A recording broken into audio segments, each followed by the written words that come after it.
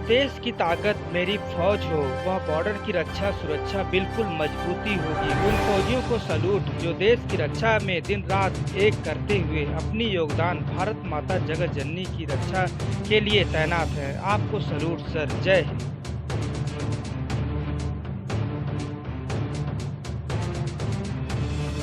नमस्कार, मैं हूँ लालचंद सोनी। आज सुबह टाइम्स में आप सभी का स्वागत है। भारत में 17 सितंबर 2020 से लेकर प्रधानमंत्री श्री मोदी जी का जन्मदिन सेवा सप्ताह के रूप में अभी तक मनाया जा रहा है। सभी लोग बड़े धूमधाम के साथ मना रहे हैं पूरे भारत में। आगे की रिपोर्टिंग देखिए आप हितलाल दास जी के एक इंटरव्यू।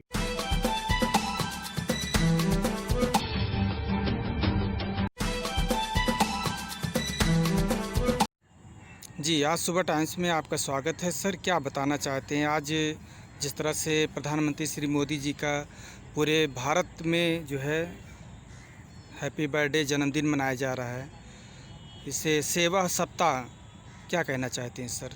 क्या नाम है सर? मेरा नाम हितलाल दास है। मैं गोपालपुर में रहता हूँ। और आपने जो जिक्र किए हैं कि प्रधानमंत्री जी का जो जन्मदिन है, ये तो समझिए कि बहुत बड़ी खुशी की बात है। और ऐसी जन्मदिन मैं पहली बार देख रहा हूँ। इतने सारे प्रधानमंत्री हुए हैं हमारे देश में, लेकिन जिस धूमधाम से जिस तरीके से जो इन प्रधानमंत्री का जो जन्मदिन मनाया गया है, ये एक अस्मरणीय है, उसको आप कभी भूल नहीं सकते। और इसमें संस्कार देते हैं कि बेटा अच्छा काम करो, अच्छे तरीक़ा से जियो, लोगों को खुश रखो। और बहुत कुछ ऐसे संस्कार देते हैं जो वही संस्कार इंसान को काम आता है, जो इंसान आगे चलकर बहुत अच्छा काम करते हैं। ऐसे हमारे इतिहास में बहुत सारे हैं। जैसे ये क्या कहते हैं, हमारे एक प्रधानमंत्री थे लाल बहादुर शास्त्री जी। वो भी गरीब घर से ताल्लुक़ रखते थे, लेकिन उन्होंने ऐसे काम किए जो कुछ देर के लिए जो पूर्व प्रधानमंत्री जवाहरलाल नेहरू थे, उनकी छवि धूमिल हो गई। उन्होंने ऐसा काम किया, क्यों? तो गरीब थे, उनको माँ बाप ने संस्कार दिया था, और उसी संस्कार के बदौलत उन्होंने बहुत अच्छा काम किया। तो संस्कार तो सच्ची देखा है तो गरीब में ही है। अब आप कहेंगे कि एक वीआईपी आदमी इतने सालों से भटक रहा है, वो एक मंत्री भी नहीं बन पा रहा है, एक ये नहीं कर रहा है, और एक चाय बेचने वाला प्रधानमंत्री बन गया दो बार। तो आपकी गलत सोच है, क्योंकि उन्होंने त्याग किया है, वो तपस्या किया है, वो हर एक गरीबों से मिला है, हर एक घर में जाके लोगों की तकलीफ़ें समझी है। अगर आज खुद गरीब है तो वो गरीब को दर्द समझते हैं, इसीलिए वो गरीब के लिए काम करते हैं। एक पैसे वाले आप क्या समझेंगे गरीब का दर्द क्या होता है? आप तो सिर्फ इतिहास के पन्नों में आप गरीबों का दर्द नहीं समझ सकते। भले ही आप पैसे के जोर पे या लाठी के जोर पे, किसी के जोर पे आप प्रधानमंत्री क्या, आप अगर इससे भी बड़ा कोई ओहदा होता, अगर वो भी बन जाते, तो आप गरीबों के कल्याण नहीं करते। हाँ, आपका सिर्फ फिलहाल एक ही काम है कि सरकार कुछ भी करे, आप उस पर झूठा इल्ज़ाम लगाते रहे। जैसे हाल ही में आज मैं देखा हूँ कि लोकसभा में तो 3 दिन पहले ही ये किसान योजना जो पास हुआ है, और आज राज्यसभा में पास हुआ। मैं बहुत खुश हूँ। ये जो आप देख रहे हैं, जो इतने सारे, मैं टीवी के माध्यम से बोल रहा हूँ, जगह मैंने देखा कहीं भंडारे हो रहे हैं, तो कहीं केक काटा जा रहा है, गली गली में भंडारे, पूजा किया जा रहा है, क्योंकि हम गरीबों के लिए बहुत कुछ किया है इन्होंने। तो लोग उनको भगवान की तरह भी मानते हैं। और कुछ का तो ये कहना है कि भारत में बहुत बड़ा ये पाप था, इतने सारे प्रधानमंत्री हुए थे, किसी ने उसको ख़त्म नहीं किया। एक मोदी आए तो सारे जो पाप रूपी जो गलत काम था उसको ख़त्म किया है। तो वो एक तरीक़ा का समझे भगवान के अवतार ही मानते हैं कुछ लोग उनको, और उनको पूजा भी करते हैं। तो ऐसा जन्मदिन तो मैंने कभी नहीं देखा, जिस खुशी, जिस शान शौकत से उनका जन्मदिन पूरे भारत में मनाया गया। जी, और क्या बताना चाहते हैं? आज पूरे जो है जोश के साथ जो है लोगों ने मनाए, और गली गली भंडारे, पूड़ियाँ, सब्जी, फल फ्रूट के साथ इतने सारे भरे हुए थे। लोग, गरीब अमीर लोग मिलकर सब खा रहे थे। बहुत आनंद आ रहा था कि एक प्रधानमंत्री श्री मोदी जी का जो है देश का प्रधानमंत्री का आज जन्मदिन मनाई जा रही है। इससे बहुत बड़ी उपलब्धि मिलती है।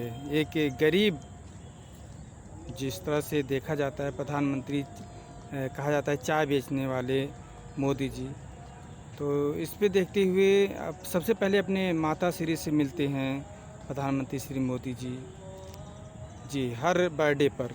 देखिए, ये है उनका आदर्श, ये है उनका संस्कार।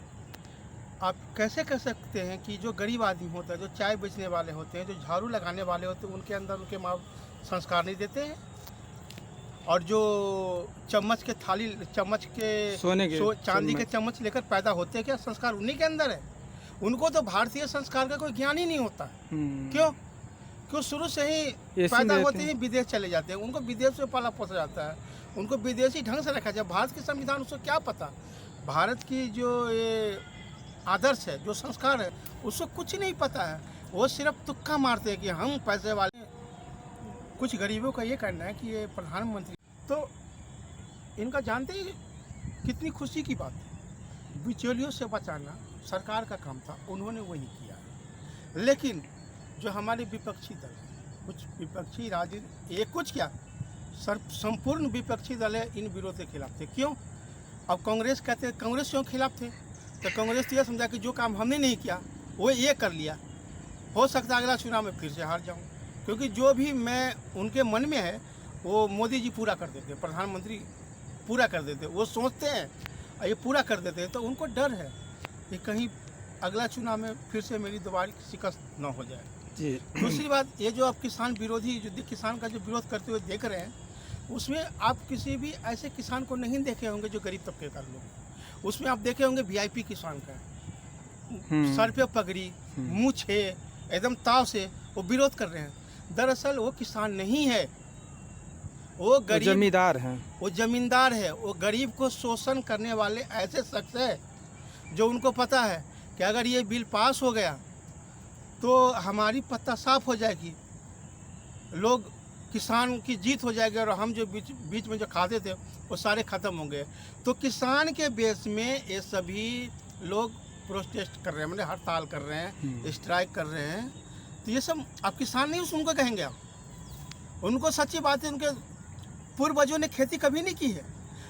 लेकिन मैं ये नहीं कहूँगा कि खेती नहीं किया है, खेती तो उन्हीं का है, क्योंकि गरीब से उन्होंने गरीब से करवाया। हाँ, लेकिन खेती तो गरीब ने किया है ना। तो जितना दर्द गरीब का है, जितना एहसास गरीब का है, वो अमीरों को कैसे हो सकता है? वो तो गरीबों को खून चूसकर जो खेती किया है, जो कुछ किया है, उन्होंने वही कुछ किया है। तो जो दर्द, इसीलिए वो ऐसा हड़ताल कर रहे हैं, ऐसा रोड जाम कर रहे हैं, सब कुछ कर रहे हैं, क्योंकि वो नहीं चाहता कि जो हमारी कमाई है वो कमाई ख़त्म हो जाए। इसीलिए अगर ये बिल पास हुआ तो माननीय प्रधानमंत्री जी को मैं हार्दिक बधाई देता हूँ। जी, आज किसान मजदूरों का जो है बिल पास हो गया, लोकसभा में भी, राज्यसभा में। जी, कितना खुश हैं आप? सर, मैं बहुत खुश हूँ। अब खुश होने वाली बात ही है जी। इसमें इतनी खुशी है कि पूछिए मत। और मैं ये जो मेरा आंतरिक सोच है कि प्रधानमंत्री ऐसे ही गरीब के लिए काम करते रहे, गरीब आदमियों की दुआ लेते रहे, माँ बहनों की दुआ लेते रहे, और आगे चलकर और अच्छा काम करें, और फिर जो अगला चुनाव आए दोबारा प्रधानमंत्री बने। ये मैं अपने तरफ से ऊपर वाले से दुआ करता हूँ। जी, क्या शुभकामना देना चाहते हैं आज गरीब मजदूरों का? गरीब मजदूर तो आज़ाद होने जा रहे हैं, उनको क्या शुभकामना देना? उनको तो जो कामना था वो तो प्रधानमंत्री माननीय मोदी जी ने कर दिए, उसको मैं क्या शुभकामना दूँ? अब तो उनको खुश होना चाहिए।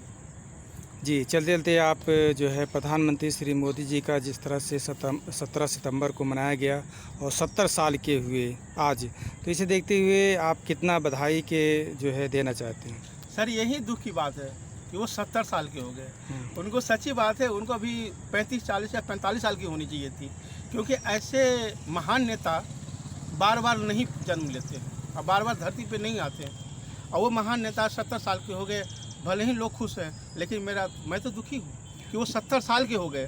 काश वो 50 साल के होते तो बार बार 20 साल 25 साल अगर देश का बागडोर अपने हाथ में रखते तो हो सकता है देश का और विकास होता। लेकिन फिर भी मैं खुश हूँ कि उन्होंने जो भी किया बहुत अच्छा कर रहे हैं। मैं उनके लिए दुआ करता हूँ को हमेशा सतर्क ही बने रहे, 70 से 72 ना हो। जी, ओके, थैंक यू, बहुत बहुत धन्यवाद, वेलकम। वेलकम। नमस्कार दोस्तों, मेरे चैनल को सब्सक्राइब, लाइक करें और आइकॉन को जरूर दबाएं ताकि आने वाले वीडियो को आपको नोटिफिकेशन मिल जाए। धन्यवाद।